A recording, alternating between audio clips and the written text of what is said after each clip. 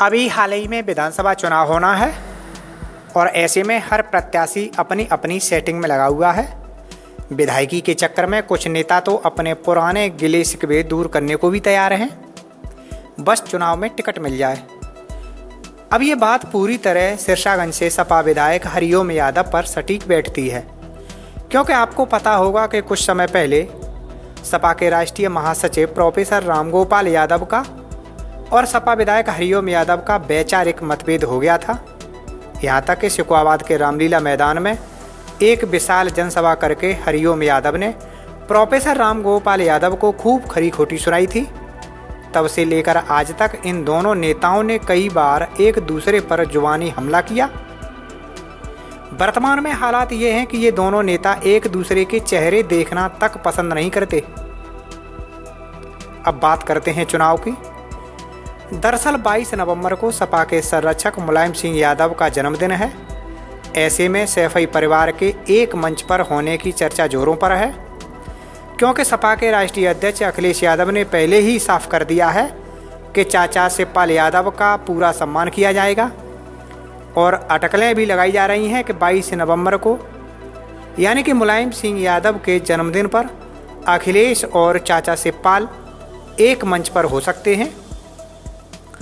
अब ऐसे में सिरसागंज से सपा विधायक हरिओम यादव का क्या होगा, जिन्होंने भरी जनसभा में प्रोफेसर रामगोपाल यादव को भला बुरा कहा था।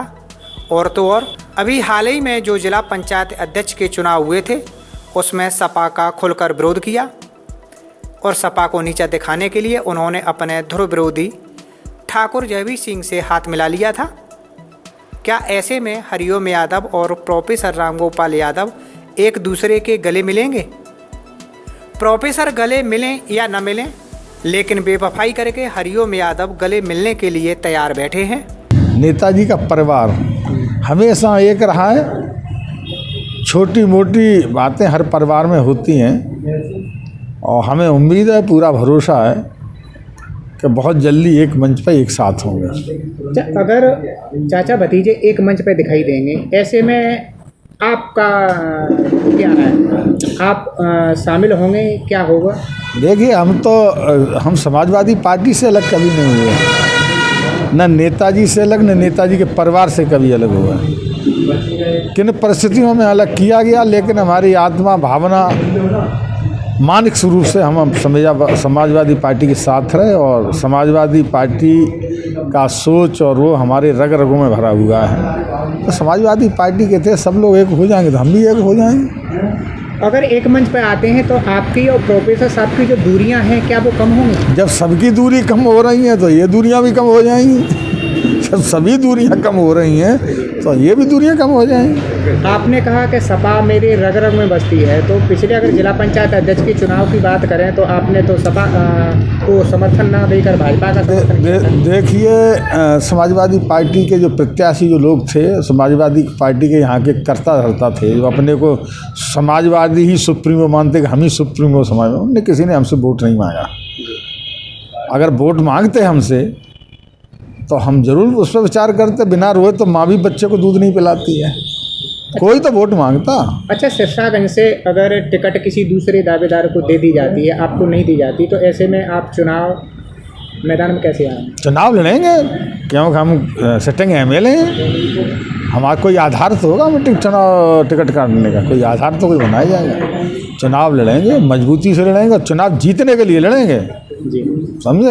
ये नहीं कि हम चुनाव लड़ने जैसे वो लड़ते हैं कि वो बरसाती मेढकों की तरह टर करके लोग आ जाते 2 महीने के लिए। हम 12 पूर्ण राजनीति करते हैं, हम राजनीतिक व्यक्ति हैं।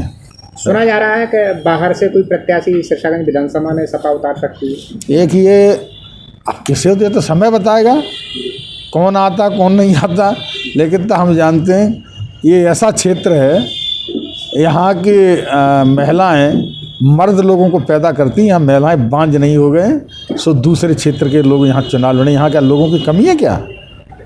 तो हर माँ ने अपने बेटे पैदा किए हैं और जो बाहर से लड़ने चुनाव आएंगे उनसे हर माँ का बेटा मजबूत होगा। सिरसागंज क्षेत्र का हर माँ का बेटा मजबूत होगा। अच्छा, तो ये मान लिया जाए कि आप चुनाव चाहे पार्टी से लड़ें या निर्दलीय लड़ें, आप चुनाव लड़ेंगे? हम चुनाव लड़ेंगे, पार्टी से लड़ेंगे, दल से चुनाव लड़ेंगे। अगर कोई पार्टी टिकट नहीं देती है, ऐसे में क्या करें?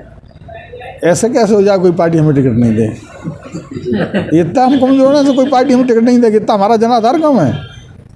और टिकट तो जनता देती है। जब कोई पार्टी ये देखेगी कि जनता जिसके साथ है तो कोई पार्टी टिकट देगी, क्यों नहीं देगी?